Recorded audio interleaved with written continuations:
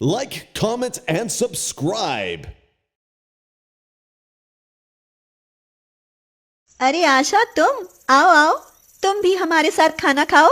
अरे अरे जूही बिटिया, ये क्या कर रही हैं? जमींदारनी जी, एक गरीब नाई की बेटी जूही के साथ बैठकर खाना खाएगी क्या? मुंशी जी, जबान को लगाम लगाइए। आशा जूही की सहेली है, उसके बारे में कभी कुछ मत बोलना। यह कहानी है गांव की एक गरीब और दो अमीर सहेलियों जूही, नेहा और आशा की। तीनों सहेलियों में बचपन से ही गहरा प्यार था। बचपन से जवानी आ गई थी, मगर उनका प्यार और प्यारी प्यारी शरारतें अभी भी बरकरार थीं।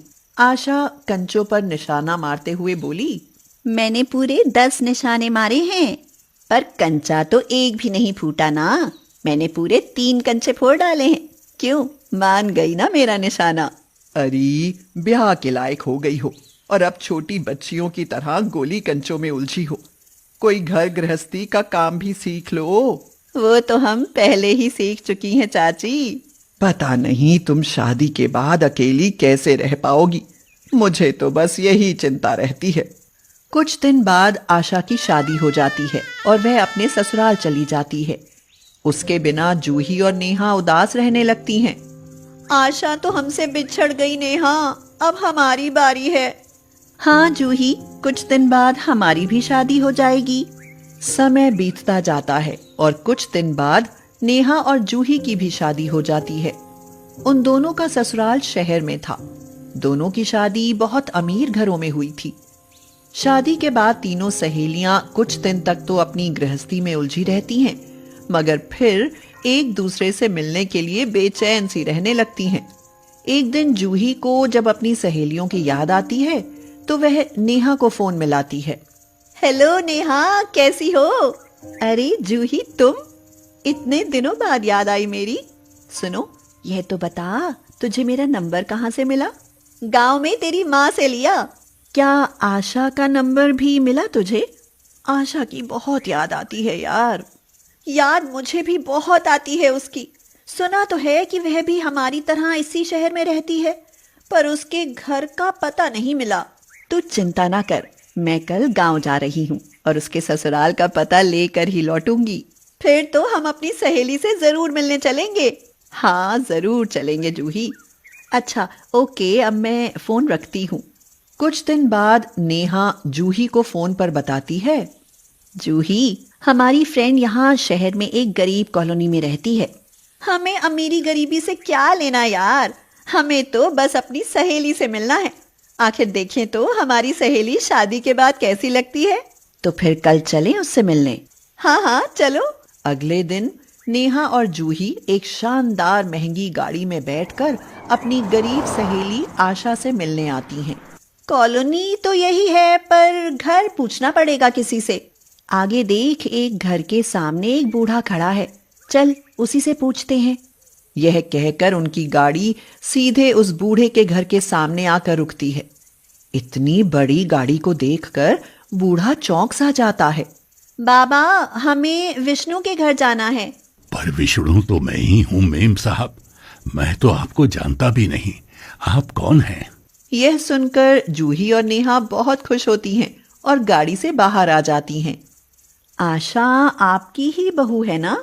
हाँ, मेरी ही बहू है मेम साहब। हमें मेम साहब मत कहिए बाबा, हम तो आशा की सहेलियां हैं और उससे मिलने आई हैं। ये तो बड़ी खुशी की बात है बेटी। आओ आओ, अंदर आ जाओ। नेहा और जूही बूढ़े के साथ अंदर जाती हैं तो देखती हैं कि उनकी सहेली चूल्हे पर चाय बनाने में लगी होती है। नेहा और जूही को देखकर कुछ देर के लिए तो आशा चौंक ही जाती है और कहती है, अरे नेहा और जूही, तुम? हाँ आशा, तुमसे मिलने का बड़ा मन था, इसीलिए तुम्हारा पता ढूंढा और तुमसे मिलने चली आई। बहू, बेटी अपनी सहेलियों को बैठाओ और चाय पानी दो। आशा की ससुराल बहुत गरीब थी। आशा का पति मोहन एक फैक्ट्री में मजदूर था, इसीलिए उसकी आमदनी में तो घर का खर्च ही पूरा ना हो पाता था। घर बहुत पुराना और साधारण सा था। ले देकर 2 कमरे और एक रसोई थी। उसमें भी गैस चूल्हे की जगह मिट्टी का चूल्हा ही था। घर में मेहमानों के बैठने के लिए सोफे तो दूर की बात, प्लास्टिक की कुर्सियां तक न थीं। आशा उन्हें अपने कमरे में ले जाती है, जहां जमीन पर एक पुराने गद्दे पर सस्ती सी एक चादर बिछी थी। तुम दोनों यहाँ बैठो, मैं चाय लेकर आती हूँ। यह कहकर आशा जैसे ही चाय लेने आती है, उसकी सास कहती है, बेटी, अपनी सहेलियों को खाली चाय देती अच्छी लगेगी क्या? कुछ नमकीन बिस्किट ही मंगा लेती। पर कहाँ से मंगाऊं माँ जी, मेरे पास तो एक पैसा भी नहीं बचा। अरे बहू, तू चिंता ना कर। मोहन ने मुझे खांसी की दवा के लिए जो पैसे दिए थे ना, मैं उन्हीं से नमकीन बिस्किट ले आता हूँ। फिर आपकी दवा का क्या होगा बाबूजी? बेटी, इस समय मेरी दवा से ज्यादा मेहमानों की इज्जत करना जरूरी है। यह कहकर बूढ़ा चला जाता है और कुछ देर बाद आशा चाय लेकर आती है और तीनों सहेलियां चाय पीते पीते बातें करने लगती हैं। आशा, सुना कैसा चल रहा है तेरा? एक गरीब फैक्ट्री मजदूर की पत्नी का कैसा चलेगा? किसी तरह गुजारा हो जाता है। अरे गुजारा तो हो जाता है ना, फिर क्यों चिंता करती हो? बोर मत कर। आज हम तीनों सहेलियां पुरानी यादों को ताजा करने के लिए इकट्ठा हुई हैं, समझी? हमें तुझसे जी भर कर बातें करनी है। और सुन, आज रात हम तेरे घर ही रुकेंगी, रात भर खूब बातें करेंगे। उनके रात को रुकने की बात सुनकर बूढ़ा विष्णु कहता है, ये तो बहुत अच्छी बात है बेटा। तुम दोनों मेरी चारपाई पर सो जाना, मैं अपना बिस्तर जमीन पर लगा लूंगा। नहीं बाबा, उसकी कोई जरूरत नहीं है, हम तो आशा के साथ जमीन पर ही सो जाएंगे। शाम को मोहन घर आता है तो जूही और नेहा उससे मिलकर बहुत खुश होती हैं। तो ये हैं हमारे जीजा जी। क्यों जीजा जी, कैसे हो? मैं तो ठीक हूँ, पर आप? हम आशा की बचपन की सहेलियां हैं, साथ खेल खाल कर बड़ी हुई हैं, इसीलिए हम आपकी सालियां हैं, सालियां।